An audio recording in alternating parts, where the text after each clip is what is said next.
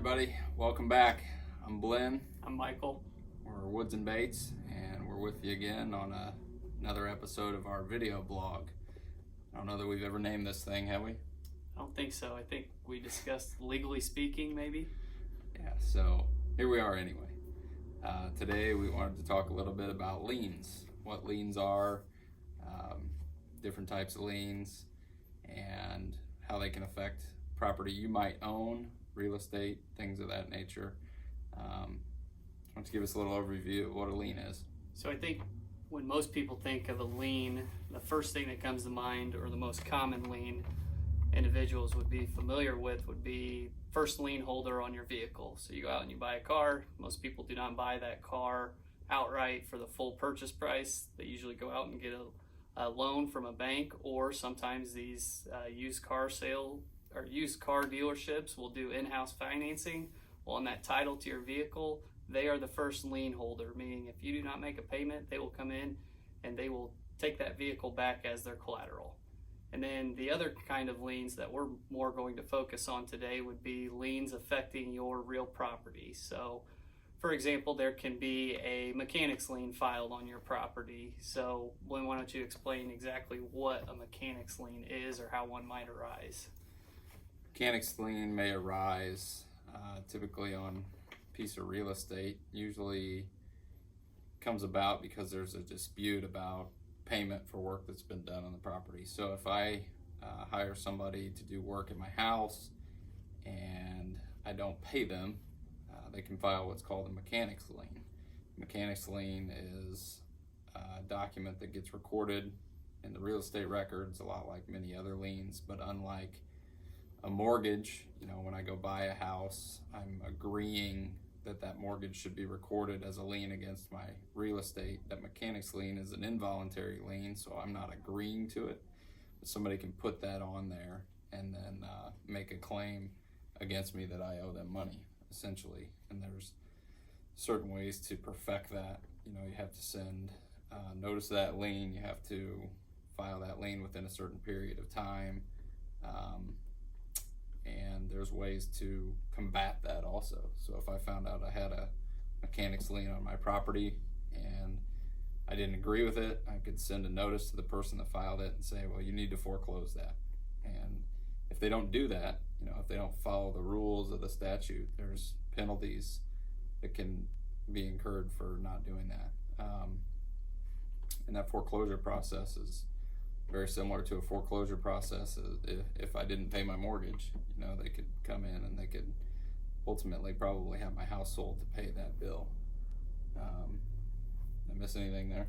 So usually on that mechanics lien, somebody has to, Glenn spoke to perfecting that mechanics lien. Well, first of all, you have to send notice to the owner of the property, and then in order to have that mechanics lien stay valid, you have to file or record that mechanics lien within 4 months after the completion of the work. And I think the policy behind that is the state of Illinois doesn't want a contractor performing work on a piece of property and then 2 years down the road filing a mechanics lien. So the state of Illinois put limitations on how long a contractor or subcontractor has to file that mechanics lien. And the statute states that that's 4 months from the date of completion of the work.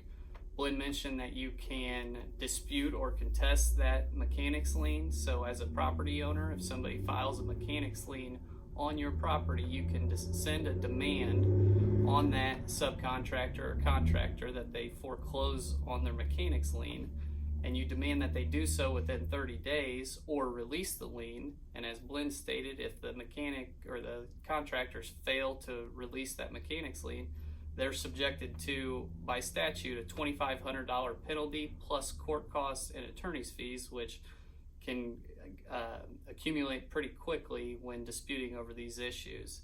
So we've talked about the mechanics lien, the voluntary mortgage as a lien on your real estate, and then you also have situations where individuals that don't pay their state or federal income tax liability, the state of Illinois or the IRS, the federal government, will file a lien on your property saying that this tax liability is due. So if you go to sell that property in the future, before you could sell it, you have to make sure that all of those liens are satisfied. So You have your tax liability liens, you have your mechanics liens, you have your mortgages. Are there any other types of liens that can be filed on your property? Oh, I think there's a lot of liens that can be filed, but I think, stemming from what you just said and our previous discussions about title insurance and title searches and things, those liens are going to be a cloud on that title. They're going to run with that real estate unless they're satisfied. So if I have a lien against me on my real estate, that's going to come up in a search, and so I'm not going to be able to pass clear title to anyone or sell my real estate until those things are satisfied. I guess with a voluntary lien, if I have a mortgage against my property, that's going to be paid from the proceeds at closing, those types of things. There's a lot of ways to work those out, I guess. Some are easier than others. The income tax liens are not as easy as others. As you know, our federal and state government are not the easiest to work with.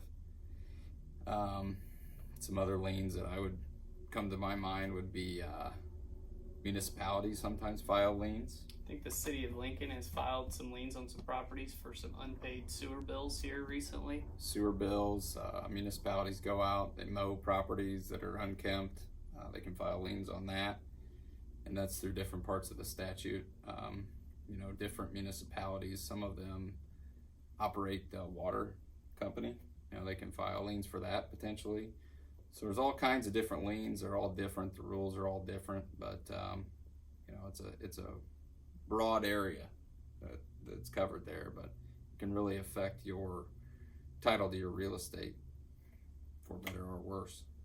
And I think on the contractor side of things, you really want to keep in mind of that 4-month window after you complete that work. As a subcontractor or contractor filing that mechanics lien, your lien automatically jumps priority over that mortgage or any other previous lien holders. The policy behind that is if you've improved that property, in theory you have increased the fair market value of that property, and you should get paid for that increase before anybody else does. So keep that in mind if you're performing any type of labor or if you're hiring subcontractors to do work on a job. Make sure you keep your dates in mind and get those mechanics liens perfected within that time period. Otherwise, you waive and that mechanics lien is forfeited at that point. I think that's a good point. It's a good tool for contractors and subcontractors if they use it appropriately to get paid, for the work that they've done. So if anybody has any questions about any of that, we'd be happy to answer them, I think, anytime. Absolutely. Bears didn't look very good. No, I think it's a slow start, but they'll catch back up. Green Bay's always a pretty tough opponent. I think our Cubbies are going to make the playoffs. I'm not sure who we have left in the minor leagues, but hopefully we have somebody left to play and put on a uniform at the end of the month. Well, I hope so. All right, thanks for joining us. We'll see you next time. Thanks.